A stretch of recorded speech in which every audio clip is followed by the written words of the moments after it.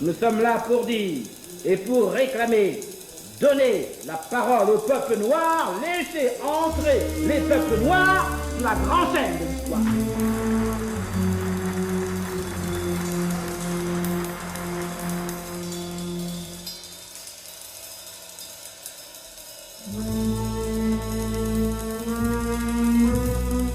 À l'heure actuelle, le problème de notre lutte de libération nationale est un problème qui se situe d'abord au niveau d'une lutte militaire, une lutte qui se poursuit entre les nationalistes armés, en guérilla, contre une armée coloniale portugaise qui est forte de 60 000 hommes. Elle est forte de ce nombre très important et qui continue bien sûr à mener une lutte d'extermination de nos populations et de nos villages.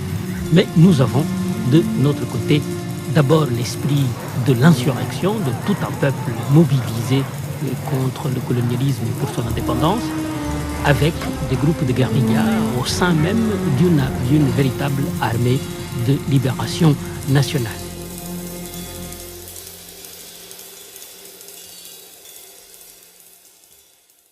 Dans cette période, les années 1980, la plupart des Africains qui avaient eu des responsabilités quelque part étaient des gens plutôt riches, des gens qui avaient un appartement à Paris ou à Londres ou à Lisbonne.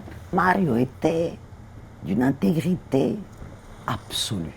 Il ne faisait pas partie de ces élites africaines qui avaient profité d'une façon ou d'une autre de leur position politique ou culturelle.